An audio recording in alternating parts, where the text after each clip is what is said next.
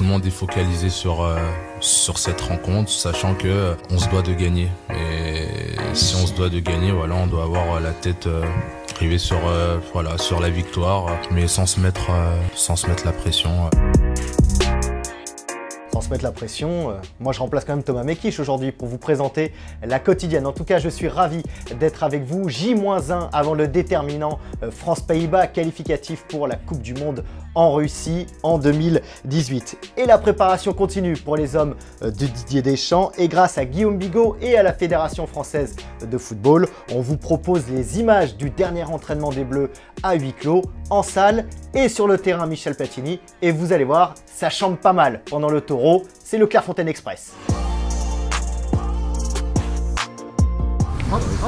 Plus haut, genou. Le jeu de déplacement.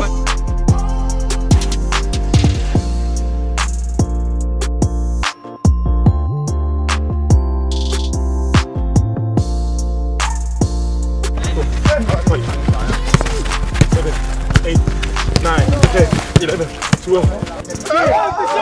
touché. J'ai pas touché. Non, j'ai pas touché. J'ai touché, tu sais. Encore, on se déplace entre deux. Oui. Il a touché où? Ça a sauté. Quel tricheur. Yes! Samuel Umtiti donc, et Kingsley Coman se sont présentés en conférence de presse hier et l'attaquant du Bayern Munich nous a donné un peu le mal de mer à chaque question-réponse. Dans la période où vous n'avez pas pu... vous avez le sentiment que depuis la Suède, les petite question Kingsley pour les jeunes de ce groupe. Kingsley Coman a surtout donné de bons conseils à ses coéquipiers pour contrer l'attaquant star du Bayern Munich, Arjen Robben. On l'écoute. On a de très bons rapports, c'est un très grand joueur, je pense que j'ai pas besoin de parler de lui, de le dire pour le savoir. Après là, ça sera un adversaire, donc ce sera à nous d'être attentifs, je connais un peu ses qualités, donc si je peux aider nos joueurs à le bloquer ou autre, je vais le faire. Pour affronter les Pays-Bas, Didier Deschamps dispose de plusieurs solutions. Deux systèmes se dégagent, le 4-3-3 avec Mbappé, Giroud et Griezmann ou le 4-4-2 avec Coman, Giroud, Griezmann et Thomas Lemar côté gauche. On en vient logiquement à notre question du jour. Kylian Mbappé doit-il être titulaire demain face aux Pays-Bas? On attend vos réponses, vos commentaires. Kylian Mbappé a joué 146 minutes, toutes compétitions confondues depuis le début de la saison. Olivier Giroud 99 et Antoine Griezmann 67. Et on choisira les 2-3 meilleurs commentaires que l'on diffusera demain. Je sais que je peux compter sur vous, vous avez été très nombreux hier à répondre à notre question. Abdenour est-il une bonne recrue pour l'Olympique de Marseille? L'international tunisien fait l'unanimité pour vous et notamment pour Angelo qui nous a écrit « La défense est le plus grand défaut de l'Olympique de Marseille. Bien sûr qu'Abdenour ferait du bien aux Marseillais. Je vois pas à quel match tu fais référence, Angelo. » Ah si, peut-être. Autre commentaire pour Diawara.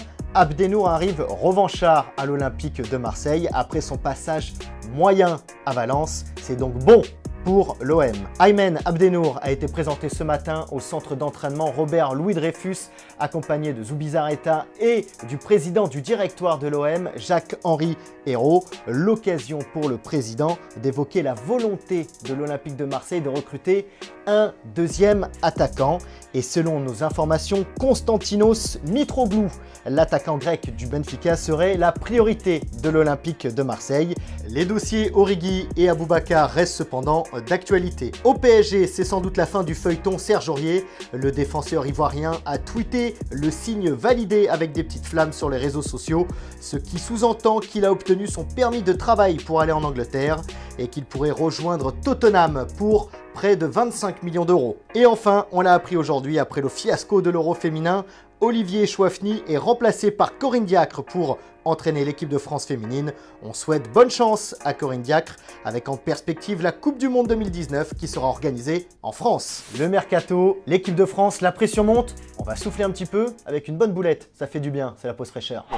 El toque de Juan, viene el rechazo. Chance, puede salir Jolo con ella, viene Iturbe, sigue Iturbe, le va a meter Iturbe, la mete Iturbe, la falló, no puede ser, Voilà, c'est fini pour aujourd'hui. J'étais très heureux de présenter cette quotidienne avec vous. N'oubliez pas les partages et les commentaires sur les réseaux sociaux. Vous retrouverez demain l'incontournable Thomas Mekich, non pas pour une, mais pour 2 quotidiennes, dont une en direct du Stade de France. Et Thomas m'avait prévenu que l'on se quitte à chaque fois en musique et en images. Alors à bientôt. Ciao, ciao.